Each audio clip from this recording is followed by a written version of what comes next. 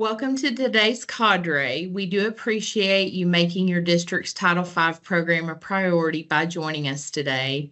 Please mute your mics and turn off your cameras to help with our presentation quality. As you know, I'm Shoshana Williams and I provide technical assistance for Titles 1 and 5. Good morning, I'm Erin Suddeth, and I'm the branch manager for Title I Part A Support and Improvement branch, and Title V is within that branch. If you have questions during the webinar, please drop them in the chat and we will answer those throughout the webinar. In case you couldn't attend the last Cadre, we have linked the webinar and PowerPoint to this slide. What we did was we discussed the results from the initial interest survey I sent out last summer, and we had an overview of Title V and went over acceptable uses of Title V funds. Here's an overview of what we're going to cover today. First, information on the final FY 2025 Title V allocations. Next, a review of the current phase of the Comprehensive Improvement Planning timeline and how the phase relates to Title V. Our main focus today is Title V eligibility, and I will be sharing how to review the master eligibility spreadsheet as well as eligibility criteria. This will lead us into some best practices that can support the district in the event that it no longer receives Title V funds. And we'll look at some possible uses of funds that you may not have considered, as well as hear from some districts about how they use Title V funds. Then we'll check the Teams chat for any final questions. And finally, as usual, I will highlight some helpful resources for you as a Title V coordinator. Don't forget that the webinar and the PowerPoint are posted to the Title V portion of the Kentucky Department of Education website shortly after the conclusion of each presentation. For those of you who have received Title V for several years, you may remember that in the past, the application did not open at the same time as the rest of the consolidated application, which includes Titles 1 through 4 as well. That's because we waited until we had the final Title V allocation amount to open that part of the application. But what we found was that when we didn't open the Title V portion along with the rest of it, it made it difficult and sometimes confusing for districts that choose to transfer Title II or IV funds into their Title V allocation. So this year we decided to upload the tentative Title V allocation amounts so that all parts of the consolidated application could be opened at the same time. Basically, this means that when the final allocations become part of GMAP, the application will need to be revised. The budget page will need to be changed, and if you have changes to services or programs, there may also be changes needed to the program details page and personnel details pages. One of the reasons that Title V revisions get returned to the district as unapproved is because oftentimes a coordinator will change the budget, but then they don't change the other two pages to match the budget. So please do that if that is needed for your district. The Comprehensive Improvement Timeline is a collaborative process to identify priority needs and resources and actions to address them. There are 4 phases to this process. How does the district need to take Title V into consideration during the current timeline phase? First, consider the LAU plan. The LAU plan outlines the district's core program for supporting English learner students and meeting civil rights requirements. Federal funds such as Title V cannot be used to provide that core program or meet civil rights requirements. If the district intends to use Title V funds to support allowable activities under Title III to support those EL students, it's important to know what services are outlined in your district's LAU plan. Anything provided with Title V funds must be supplemental to that plan. Next, consider professional development plans. Title V funds can be used to support PD initiatives that align with the district and school needs. Keep Title V funds in mind as a possible funding source for professional development activities. Last, consider progress monitoring. Progress monitoring occurs throughout the year and involves reviewing multiple data points. Data analysis will help you evaluate if the activities you support with Title V funds are contributing to meeting your district's goals. Using multiple data points allows you to triangulate your data, which provides a very accurate picture. When you do see that a new need is arising and it warrants a change in the district's improvement plans, it's important to decide whether Title V funds would be more prudently used for a different initiative. It's always acceptable to make changes in the Title V application in GMAP and then submit edits for approval. Okay, and I am kind of moving through the slides. Please don't forget to drop questions in the chat if you have any questions as we go along. Okay, next we're going to look at the master eligibility spreadsheet. The master eligibility spreadsheet is released around February or March of each year by the U.S. Department of Education. The first bullet on our slide contains a link that will take you to the page where you can find the most current spreadsheet. I'm going to click on it now and provide some guidance for you. So if you click on that link, and it's a very helpful link to bookmark because you will be using it year after year.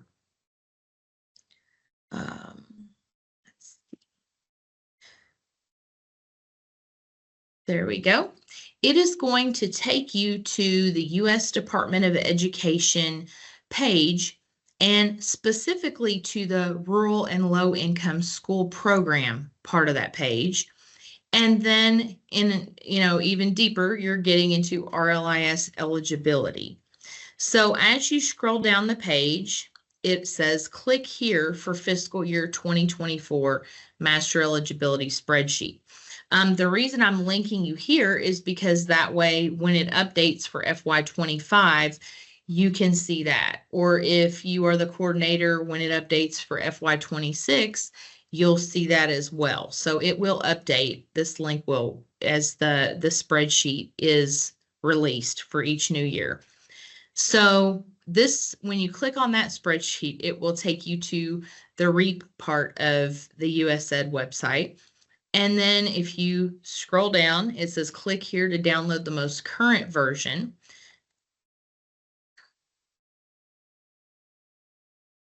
And you will see the master eligibility spreadsheet. So on this spreadsheet, it does contain information for every state and district in the nation. If you want to find Kentucky, you just come down here to the bottom on the tabs and you click eligibility, all LEAs. And then if you are just looking for Kentucky, it's easiest to click the state column and unselect everything and then select Kentucky and apply. And then it will only have our districts here in the state of Kentucky. So I'm going to use Adair County as an example. So for Adair County, if you look and when the new spreadsheet is published for FY25, you are going to want to look and find your district, see if your contact information is correct. You are also going to want to look at your phone number. And then as you go across the spreadsheet, you will see whether your district is eligible for RLIS. And then sometimes districts are also eligible for SRSA if they are a small rural school. So it will tell you which of the two you're eligible for. And if you are dual eligible, like it says on for this district, then you select which one is a bigger benefit to your district. The next thing you're going to want to look at, okay, so it has the locale code. So we're going to go on past that. We're going to scroll over. It has our average daily attendance, and all these are for the FY22 school year. So we have our average attendance. There is the poverty percentage. It must be under 20% to receive RLIS funds. So here we see that it is a little over 28% according to SAPI data. And then you're going to want to scroll on over and you're going to want to look at your FY22 Title II and Title IV allocations. So when the new one comes out, you'll want to check and make sure that those are correct, I believe, for FY23 data. And then the next thing you'll look at is the contact information. They do prefer that you have a primary and a secondary contact. Some districts do, a lot of districts don't. This list of contacts will be updated for the FY25 spreadsheet according to the data that we had at the beginning of the school year. So please review those columns of your district, and if any corrections need to be made, please contact me. Did you have anything to add about the master eligibility spreadsheet, Erin? I don't think so. Okay. Okay.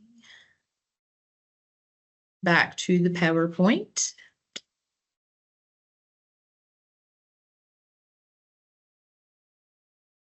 Sorry, there's a little bit of a delay in the PowerPoint starting again. We can see it on this side. You can? Okay. Yeah.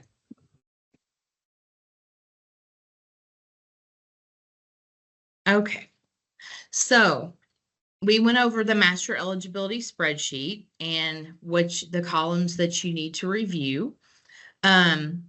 Now, while the master eligibility spreadsheet tells you which districts are eligible for SRSA and or RLIS, it doesn't tell you how eligibility is determined. So we're going to look at that next. Once the new spreadsheet is released for the next fiscal year, it is based upon SAPI data. SAPI data can cause districts to unexpectedly become ineligible for RLIS funding from year to year. I have a link to the SAPI FAQs here if you'd like to learn more about SAPI. When you review your eligibility based upon the SAPI data, it will be different than your district's data.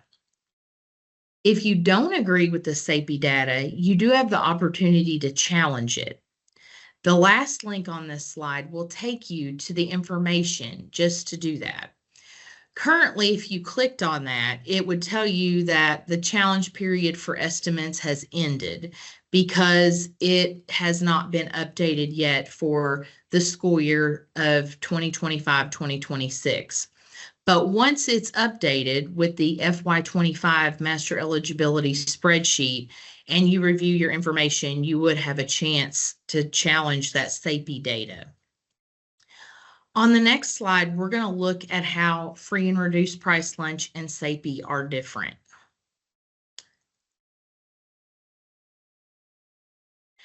SAPI and free and reduced price lunch poverty percentages aren't comparable because they use different income thresholds. SAPI is based on the official measure of poverty as defined by the federal government. The SAPI poverty percentage determined by the Census Bureau does not align with any poverty report that your district or KDE can run based on data that's available to us. SAPI poverty estimates are not direct counts. They're based on statistical models using decennial census data, household survey data, administrative records data, and population estimates. Question 8 on the FAQ link on the previous slide provides a more in-depth explanation about how these differences occur and includes a link to the poverty threshold spreadsheets over the years. The notification of tentative census poverty percentages is posted on the Title I Part A Documents and Resources page and also includes the final poverty percentage for the previous school year as a reference. If your district is close to that 20% threshold and the percentage is beginning to decrease each year, you'll want to keep that in mind because dropping below the 20% threshold would make your district ineligible for Title V funding. As I mentioned previously, there isn't data that the district can pull to try to predict the census poverty percentage, but monitoring for trends from year to year can help you prepare and be proactive. Let's consider some ways that collaborating and communicating with other federal programs can be important.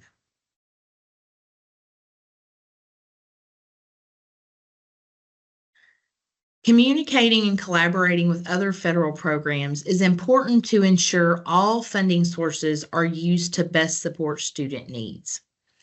When you are considering how to spend your Title V funds each year, a best practice is to coordinate with the district's other program coordinators. This is a very logical step since Title V funds are intended to support the other title programs initiatives. If you only coordinate Title V, you may be unaware of the budgeting shortfalls of other title programs in your district. So it is important to meet with each coordinator and talk about their budget. Is it enough to cover the needs for that school year?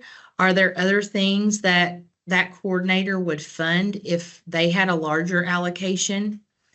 If you happen to be the coordinator of all the other titles, you are probably already aware of those shortfalls where Title V funds can best be used. This practice can also be beneficial if the district is no longer eligible for Title V funds. For example, if you are a district that uses Title V funds to support a Title I activity at a middle or high school that is not served by Title I, and if you didn't receive the Title V funding the next year, you might want to think about if it would be feasible to serve that middle or high school with those same services with Title I funds the following year. Conversations with your Title I coordinator, finance officer, and other staff could help you determine the feasibility of that. Last, let's consider the best practice of using Title V funding to support much needed programs in your district that may not receive funding from other title programs. So, for example, although most all of our high schools are Title I eligible, a majority of our applicants classify them as Title I eligible, no program, meaning that they could be allocated Title I funds, but the district has chose to not fund the high school. They're maybe focusing on elementary and middle. If this is your district, you still can use Title V funds to support needs at your high schools. Some examples include ACT testing for 10th graders, FAFSA nights, parent and family engagement activities, dual credit tuition if that tuition is not covered by other sources, a math interventionist, and a dropout prevention coordinator. Those were some examples that I did see this year. Alternative education programs are not classified as Title I eligible, but some of our districts fund credit recovery software for those programs, supplemental counselors, and paraeducators. Preschools can receive Title V funds to provide supplemental teachers, extra paraeducator support, classroom technology, and supplemental learning materials. Districts that do receive little or no funding for summer school could use Title V to pay for teacher stipends, transportation, and intervention materials. And finally, when it comes to Title III, not every district qualifies to get that allocation, but almost every district has a growing EL population. You don't have to be awarded a Title III allocation to support English learners with your Title V funds. Title V can be used for professional development for working with English learners, supplemental instructional materials, EL-specific family nights with teacher stipends and materials for activities, technology training workshops for parents of ELs, and other activities that go above and beyond those that are required by the core EL program that the district provides to meet civil rights requirements.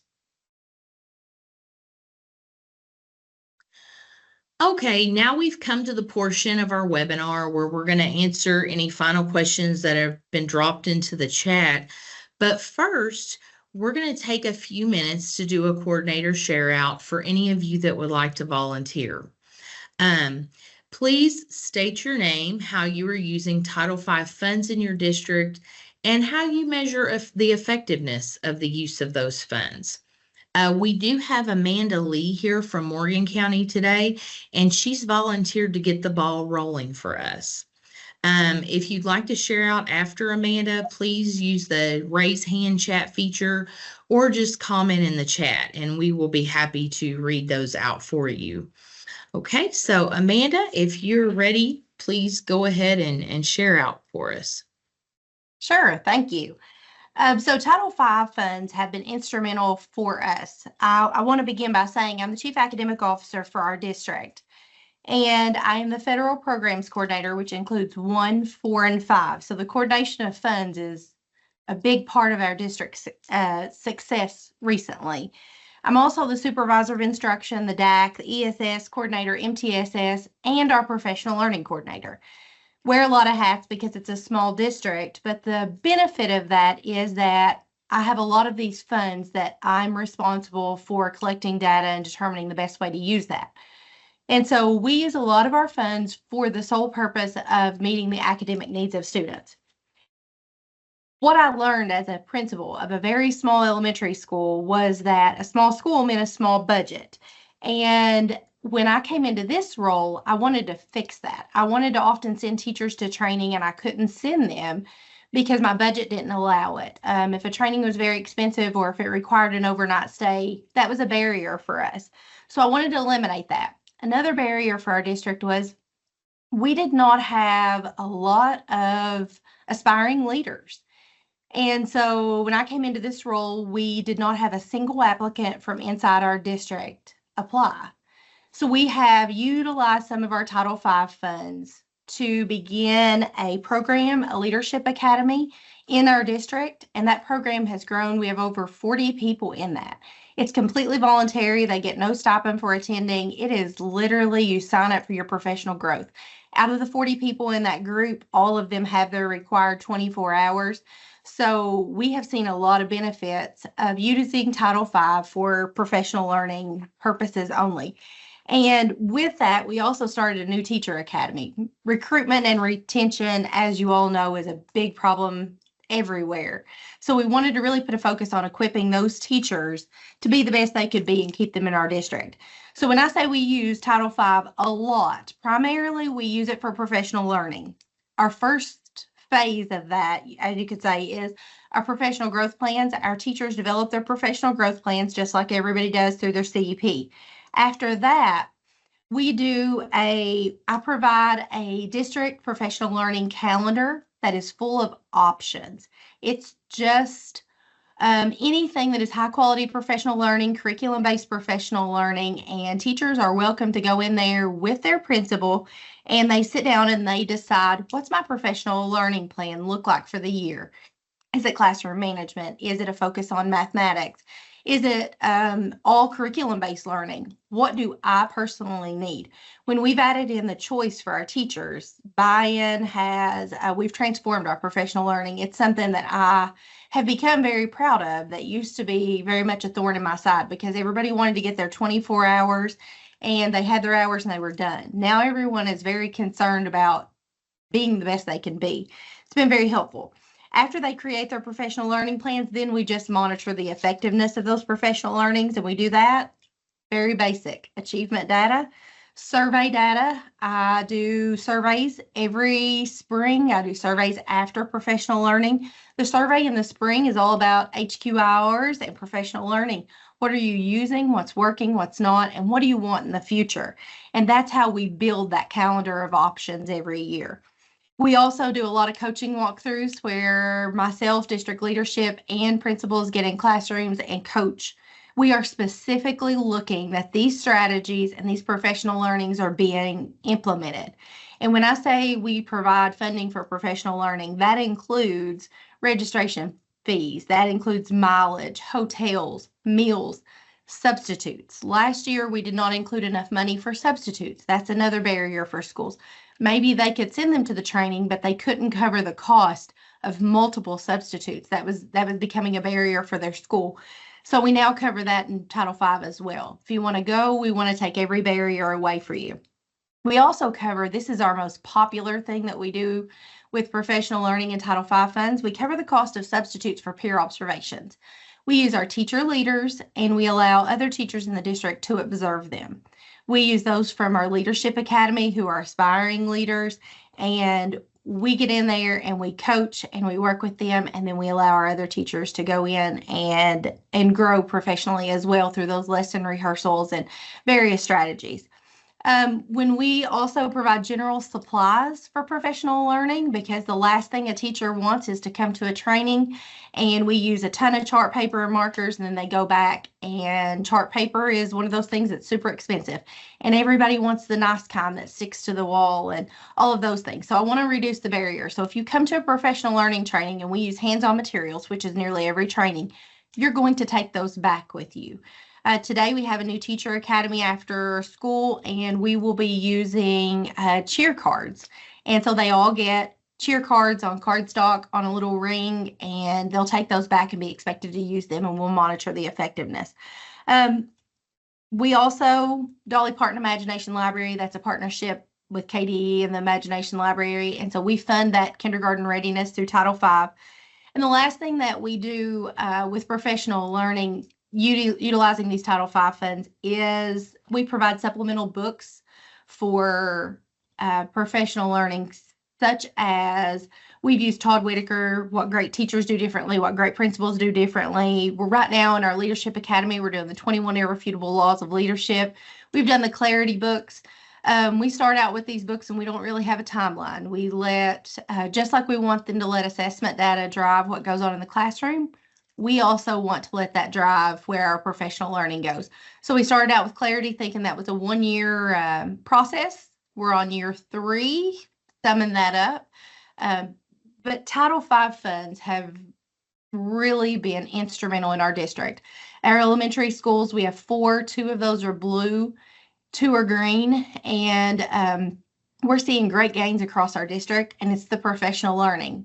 Something we weren't able to do before we used Title V. In the past, we've done a curriculum coach, utilized every penny of the money on a curriculum coach for one school, and it just wasn't as effective. This, we are able to grow our own people, hopefully recruit and retain and build leaders that will sustain. So we have a system in place that really has been very helpful for us. So with that said, I'm happy to share any of our resources. It's been a work in progress and a system. We are NISL. Almost every administrator in our district is a NISL graduate. We've done that for a year, and so we're big on putting systems in place that will sustain after me and after all of you. So if there's anything I can help you with, I'm happy to share anything we have to give you an idea. But I appreciate your time this morning.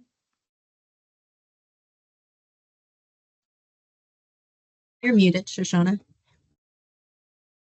Thank you, Erin. Thank you so much, Amanda, for sharing out. If you wouldn't mind to put your email in the chat, if anyone would like to email Amanda for more information, or is there anyone here that has a question for Amanda that you'd either like to put in the chat or raise your hand and ask? She just put her email in the chat, amanda.lee@morgan.kyschools.us. Okay, well, please feel free to email Amanda if you do have questions that you just, you think of later, or you want to find out more about the system that they have set up in their district. Um, Also, if anyone else would like to share, you definitely don't have to take that long. Amanda and I spoke, and she had prepared that ahead of time, so no pressure on anyone to speak that long. If you would like, though, just raise your hand and just tell us your name, your district, and the other parts of the prompt.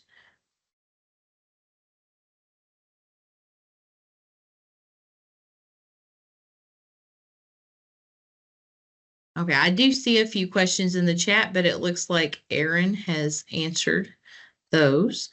Um, okay, well, if you do think of something, just drop it in the chat and we will go back to questions. So as always, I'm going to do a helpful resource spotlight. We do still provide an ESEA Now subscription to each district. You will get emails twice a week, and they're very, very helpful. They're very helpful to me as a Title V coordinator because they don't just contain information about one title. They contain information about several titles, and usually Title I, Title III is featured because there's a lot of questions regarding EL, supporting ELs. So Title I and Title III tend to be a lot of the issues and articles, but there are also other articles of interest, lots of PFE articles, parent family engagement ideas and things like that. So I highly recommend it. If you aren't receiving it, reach out to your Title I coordinator and they can get you connected and we can start getting you a subscription as well. And anyone that works with GMAP at all would benefit from the subscription. So the articles that I have highlighted here, the first article is about the use of AI for English learners. So a very timely article with all of the AI in education currently, and more to come, I'm sure. The second is a list of things that must be by law translated for limited English proficiency families, which means that federal programs cannot be used to fund those. The next article is ESEA Now's Top Tools of 2024, and it's a checklist, there's several articles listed there. I'm just going to give some examples. These were the top clicked on articles of the year. So things like a checklist to evaluate if a cost is allowable, 9 ways to revive a tired Title I annual parent meeting, 5 questions to consider before spending Title I funds, requirements for time and effort documentation, and many others. Now, you did hear Title I come up twice, but again, it does have information for lots of the other titles as well. And then this information about Title I can apply to Title V as well if you're using it to support Title I. The next one is ESEA Now's top can you pay for questions. It includes questions about things like, can you purchase library furniture for a school-wide program? Can you reimburse private schools? Can you buy laser printers? Can you purchase field trips? Can you buy class rings for homeless students? So if you're interested in those types of things, that's a great article. And then we've got the last article is about engaging stakeholders when you do develop your improvement plans. It does have a really nice list of stakeholders.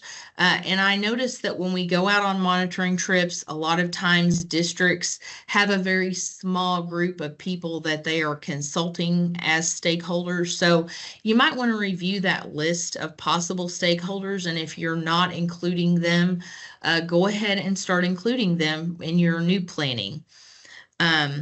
Okay, I do see a question. Can you go back to the US Ed site where you find the master eligibility spreadsheet again, or send steps to get to that spreadsheet? Okay, I did send the PowerPoint out to everyone. I forgot to attach it yesterday, so I sent it out this morning. So, on the PowerPoint, let's see, it was slide number 8. If you click this link, and make sure I'm sharing that.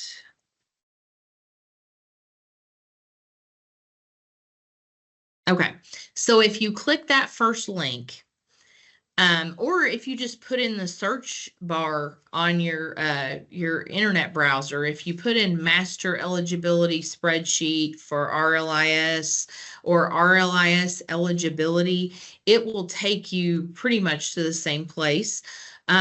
So here we have the U.S. Department of Education website. If you scroll down, so that was what I got when I clicked that link. If you scroll down, you see that you're already in RLIS eligibility, and then you click where it says click here, and then you just scroll down, click where it says click here again.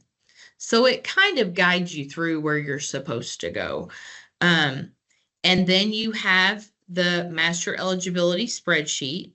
Remember, you just click eligibility, all LEAs on that tab. And then you don't have to do this. You can scroll all the way down to Kentucky, but I just find it easier to click on that little arrow in the state column and unselect everything and then just click on Kentucky. And then all I have to view are Kentucky districts. So you can go down and find your district. And again, this is for FY24, which is the current school year, the 24-25 school year. So when the FY25 comes out, it will be for the 25-26 school year. Okay. So, okay. Okay, so she says good. She's good to go. Okay, anybody else have any questions or concerns?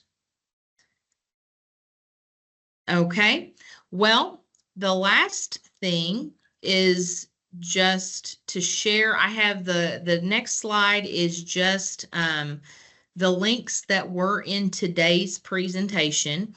I do like to provide that because it's nice just to have everything in one spot instead of having to go back and find the slide that it was part of. And this does include a link to KDE's guide to the new enterprise ERP, which has replaced Munis. So that is a great help guide for anybody that works with the finances and needs to know how to interpret ERP.